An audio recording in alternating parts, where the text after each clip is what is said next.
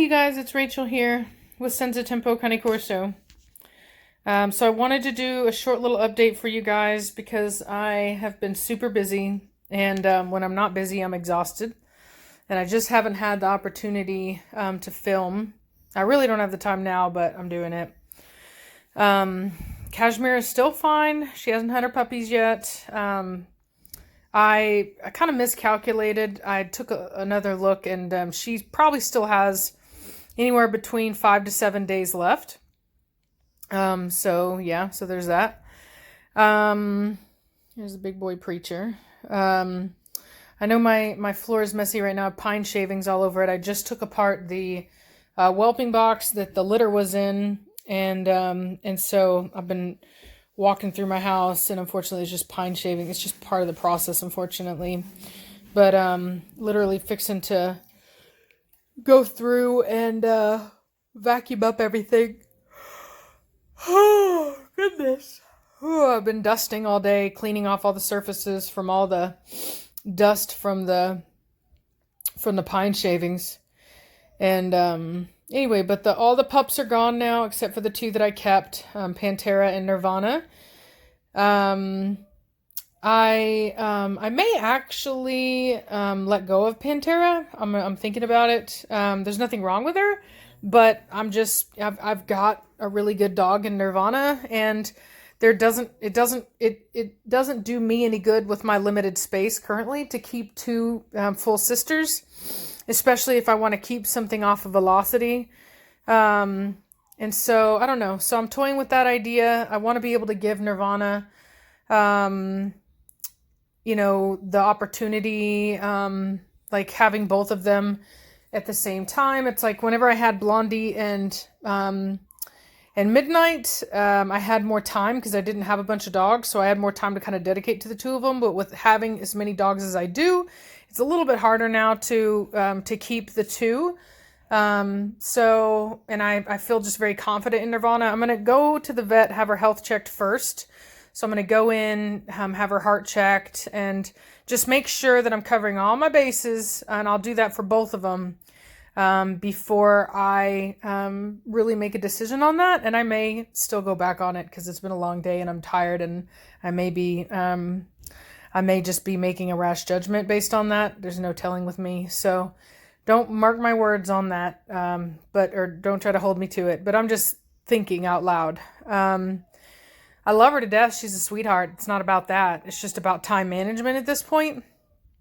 And then also space management. So anyway, so there's that. Cashmere, like I said, she's doing good. She still has 5 to 7 days left. I think I covered that. I miscalculated her whelping date, so she has a little bit of time left.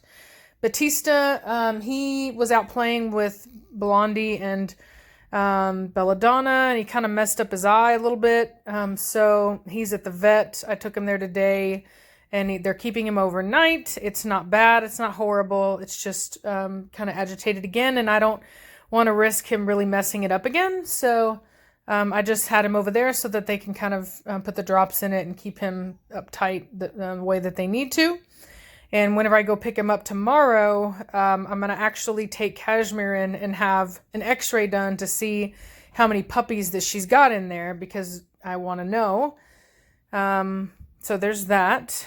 And, another thing is that so as many of you know, I've been thinking about getting another small dog, or a small dog. Not another small dog. I've been really wanting to have, like, a dog that, I can kind of just, you know how it is when you want a little dog. I don't have to explain myself. I've been wanting a little dog.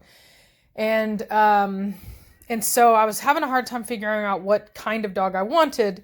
I knew that I had originally wanted a dachshund, a long-haired dachshund. But then my best friend Reese and I had talked about possibly doing a Chinese Crescent, because she's had Chinese Crescents, but unfortunately they're very hard to find, like good ones.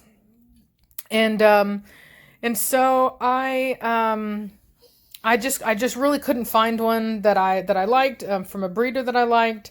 And so I ended up, finding, had reached out for some long-haired dachshunds from a woman here in America. The problem is that I don't like miniature dachshunds. I don't like miniature anything really. Even though I want a small dog, I don't want a teacup or anything that's like that. I wanted a standard sized dachshund. And so, really, Blair? No, no. It's supposed to be in there eating. I have to feed my cats separately now because of the fact that Falcor is a big fatty and he eats all of her food. And she's too nice. She'll just let him eat it. So I have her in my closet so that she can eat without him stealing her food. And now she's being dramatic. Oh, Kashmir just stole your bone. So anyway, so yeah, so hold on, let me get to her real quick because she's just gonna keep that up.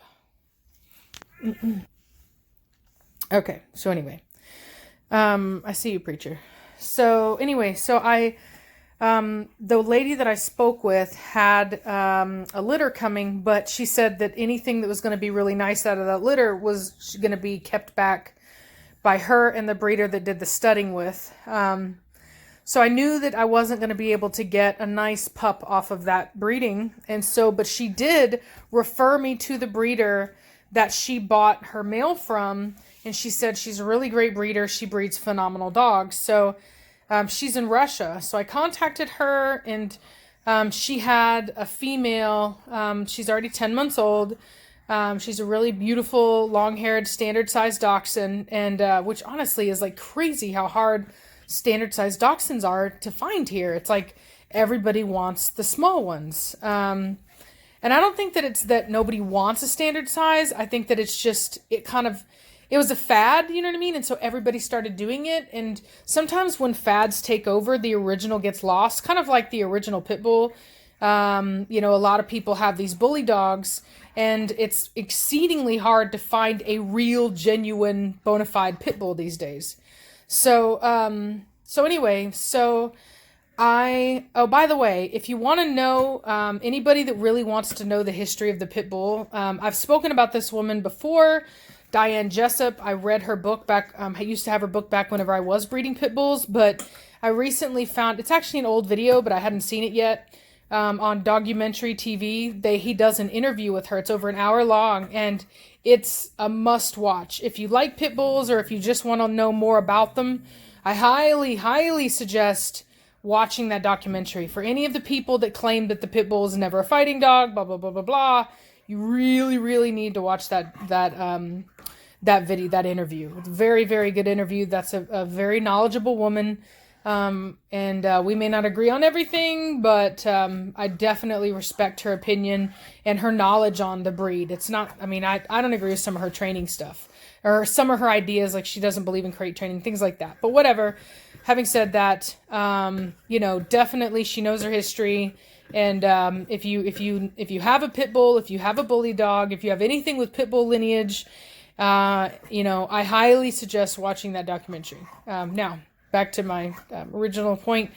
So the standard size dachshunds are very hard to find. So I found this really beautiful female. She's actually already placed in shows over there. She's a really nice dog.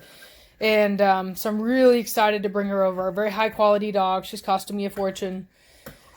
And I'm excited. So I'll probably have dachshunds soon. I'm not going to have the same type of program for my dachshunds as I am going to be for my Corsos. It's more going to be just like a little side thing for me. But I think it's going to be really cool to be able to offer very well structured dachshunds that are the standard size and more of a traditional style dachshund.